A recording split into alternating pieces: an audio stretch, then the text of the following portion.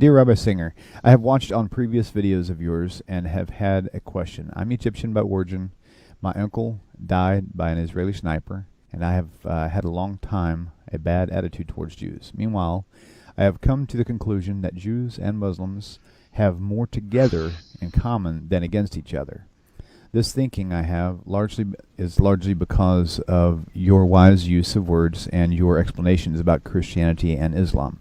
My question is as follows: Do you, as a religious Jew, really consider that there is a chance one day to have a serious and fair relationship with Arabs in Palestine and Israel?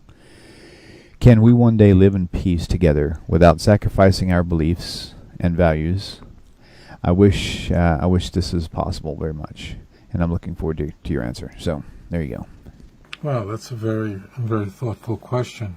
Just a thought passed through my mind that if my family had been in an Arab country, a Muslim country, during the late spring of 1944, rather than in a Christian country, Hungary, they would have survived and Nazis would not have murdered them. Virtually my entire family was murdered, including my great-grandfather, after whom I was named. As it turns out, Jews and Muslims live side by side for since the advent of the Islamic faith, which began in the 7th century. It was not always perfect. There were some very difficult times. There were such times. But even when the times were difficult, it wasn't uniquely difficult for Jews. It was just difficult for the Muslim country that the Jews were living in, but Jews were not singled out as opposed to Christians and so on. The point I want to make is I don't want to paint a picture of absolute utopia, but Jews really did get along very well in Islamic countries by and large, and our faiths are strikingly similar on our core beliefs. In fact, whenever I teach about the Jewish faith to Muslim audiences, the Muslims are always just shocked. When they're always going, wow, that's what we believe, wow, that's the words we use, and so on. They're just shocked. The similarities stun them. Our faith, our tawhid, that's the foundation of Judaism and Islam. And tawhid is not a Jewish word, that's an Arabic word, and it refers to our mutual belief in an absolute oneness of God, and there is no other God but the true God. This is a central core statement that every Jew says every single day. Shema Yisrael Adonai Eloheinu Adonai Echad, Deuteronomy chapter 6, verse 4. And every Muslim says each and every day, La ilaha illallah, there is no God but the true God. The core commandment in Judaism is to give tzedakah, to give charity. In Islam, that's a core tenet of the faith, and that is to give tzedakah, quite literally. It's this virtually identical word. And in fact, I live, and I'm fortunate to live in the largest Islamic country in the world. Muslims and Jews, my congregation and Muslim congregations, get together to give charity. Moreover, the aspects of Christianity that are most offensive to both Muslims and Jews are identical. Almost all of Christians believe in the doctrine of the Trinity, which is a not just idol worship, but it is the most odious form of idol worship, because in Arabic the word is a shirk. A shirk means really an association or a partnership, and we have a corresponding term which is called a shutfis. The Quran is very clear that, in fact, in the 4th surah states that if someone engages in an association, meaning He believes in the true God, but he also adds another God onto that. So that person, if that person, of course, doesn't repent, that person has absolutely no place in the world to come. As it turns out, if you look at the Ten Commandments, the prohibition, Lo yihye lecha elehim acherim al panai, you shall have no other gods upon my face, meaning adding a God onto God. This is a self-inflicted wound that the church brought upon itself that it never recovered from. Our faiths are so fundamentally similar that it makes you want to cry because of the politics of the Middle East. That the caller, whoever you are, you're very sweet. Thank you for your warm words. It's very tragic that today the relationship between Jews and Muslims is strained because of the politics that has infected the Middle East and the Holy Land. And that's a grave tragedy. And I will say this to you, and I'm going to say it straight away. I'm not going to be politically correct. Politics always ruins everything. In fact, I would posit to you that the politics that very quickly engulfed Islam very shortly after Muhammad died in 632, of who would then be the leader, carry on the caliphate, who would be the person who would lead the Ummah, this became an explosive fight of who should be the leader following Muhammad. Now, not a prophet. In the Islamic faith, there can be no prophet after Muhammad. He was, in the language of the Quran, he was the seal of the prophets. But who would continue, who would be the next person to be the leader of what's called the Ummah, same word in Hebrew essentially, meaning the nation or the community of believers. The strife led to a schism between Sunni and Shia Muslims, which are the two largest sects in the Islamic faith. Roughly, this is not exactly correct, but let's just say, because there are other sects, but these are the two major sects, and roughly 90% of the 1.6 billion Muslims in the world are Sunni, and roughly 10% are Shia. And we are living in a time right now, I mean, as we're speaking, from the time I started speaking to this point, Muslims have died in Syria, or have been killed in Yemen at the hands of others, tragically, because of this split. I mean, Shia and Sunni right now are at each other's throat, and in fact, Saudi Arabia is engaging proxies of Iran as we're speaking right now in Yemen, and the Middle East could blow up, and it will almost certainly not be an explosion, God forbid, between Jews and Muslims, but God forbid it could be a war waged between Sunni and Shia. How did that horrific division split occur? What happened? Did they disagree over any tenet of Islam? Did they disagree over the Quran, or if the Quran was the word of God, or what version the Quran is? The answer, of course not. There was no theological difference between them whatsoever, none. It was pure politics. And politics, my friend, always, it ruins everything, absolutely ruins everything. And by far, I mean, millions of Muslims have died as a result of this political situation. And the politics of the whole land, because it's not a religious issue, it couldn't possibly be a religious issue between Jews and Muslims in the land of Israel, because, as it turns out, Judaism and Islam are not eclectic religions by any stretch of the imagination. In fact, I live in Southeast Asia, where there are Eastern religions like Buddhism. We have a big island here in Indonesia called Bali, where millions and millions of devout Hindus live and worship. And those religions, as an example, and Buddhism as is practiced today in Southeast Asia, is a full-blown religion. It's idolatry. It didn't start out that way, but that's how it is today. Whatever they taught you in college, pay no attention to it. But they're extremely eclectic. Eastern religions are very, very eclectic. And therefore they produce all sorts of fusions with relative ease. Judaism and Islam are not eclectic religions. I am Lord your God, shall have no other gods beside me, does not leave a lot of room for Hare Krishna.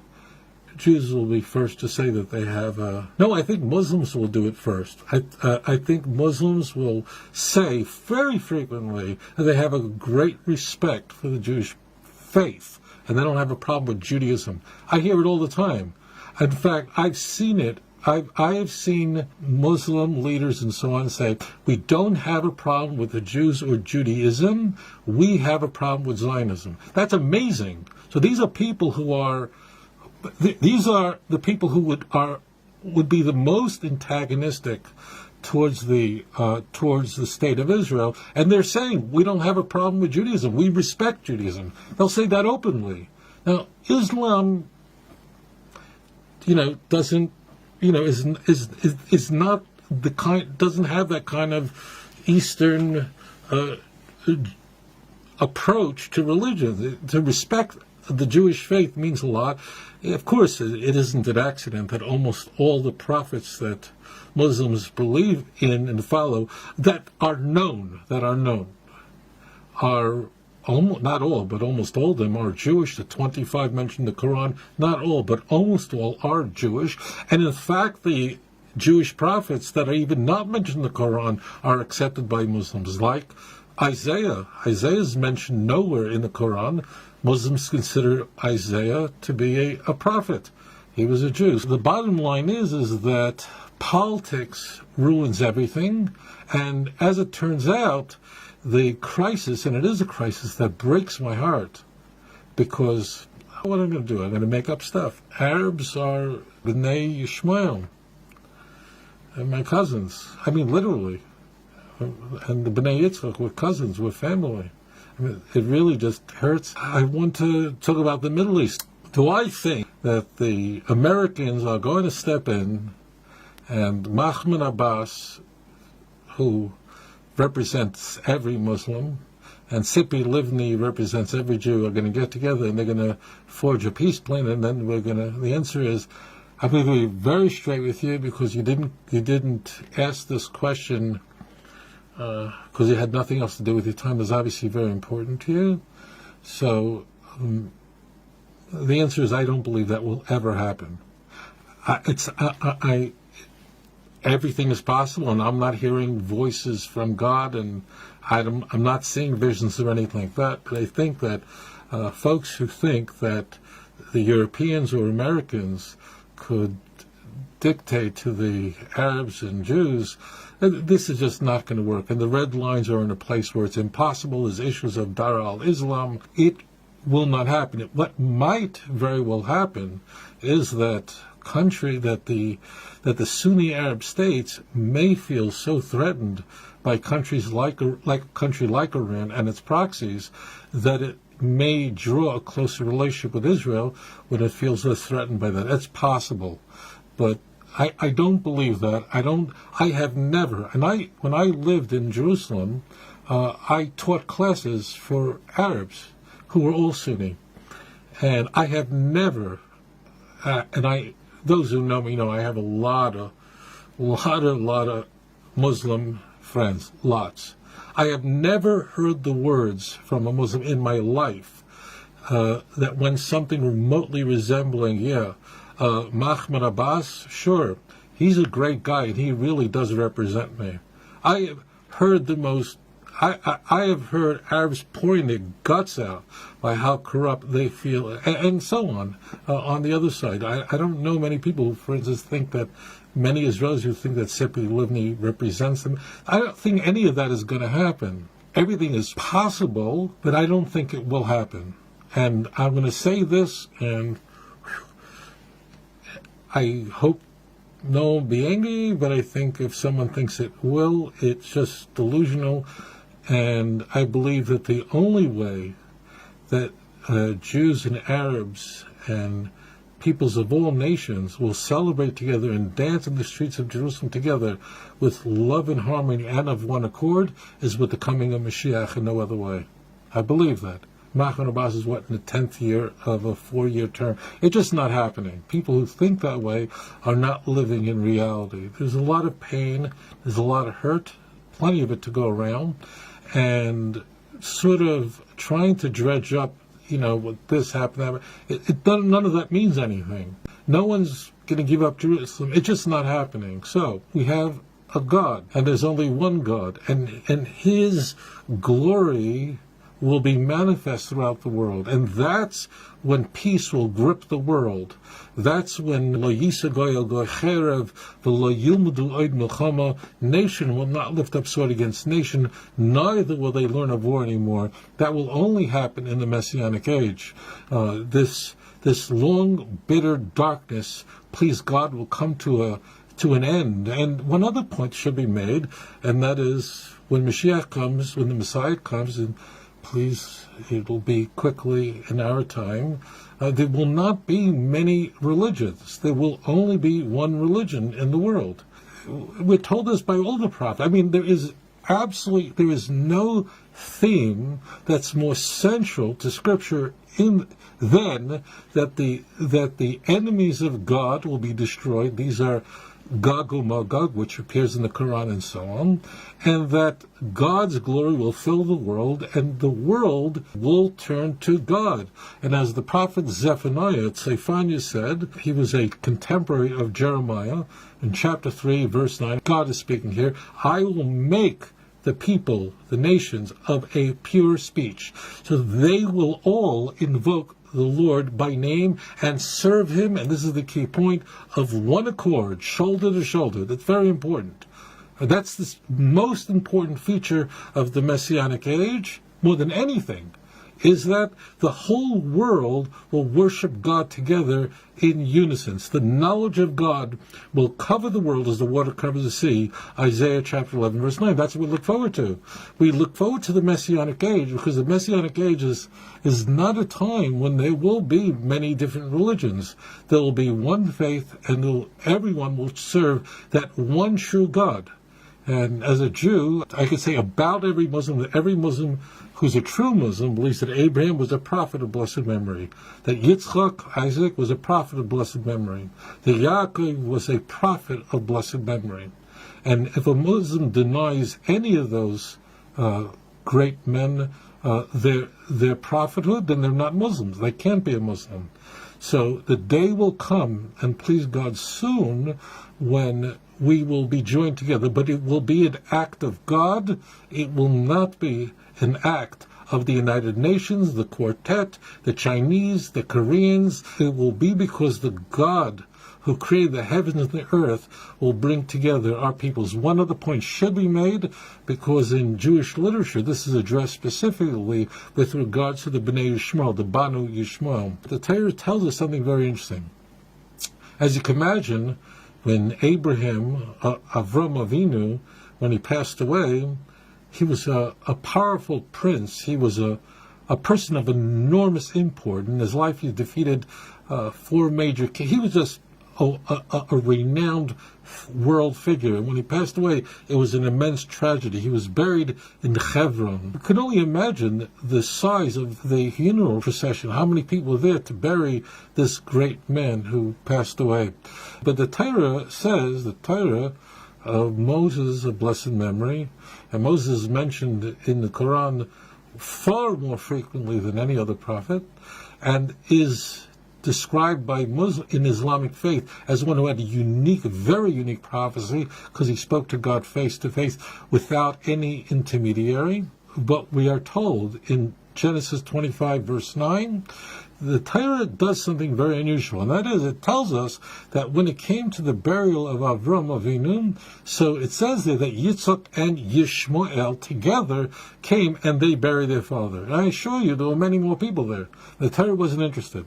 And according to our tradition, the Talmud says it's Gemara in Bava Basra 6 in folio 16. At the end of days, the children of Isaac and the children of Ishmael will join together again. And just as during the life of Yitzchak and Yishmael, during their lifetime, they had a tenuous relationship, to say the least.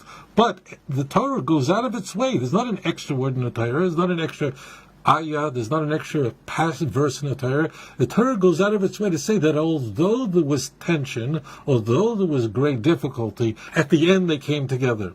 And therefore we have such a prophecy. It may be that we should see the coming of the true Mashiach quickly in our time, so that we can all together celebrate and welcome the glory of God that will cover the world as the water covers the sea. May it happen quickly in our time. And thank you so much for that question. Adon olam asher malach b'terem kol yetzir nivra ואת נעשה בחפצו כל אזי מלך שמו נקרא ואחרי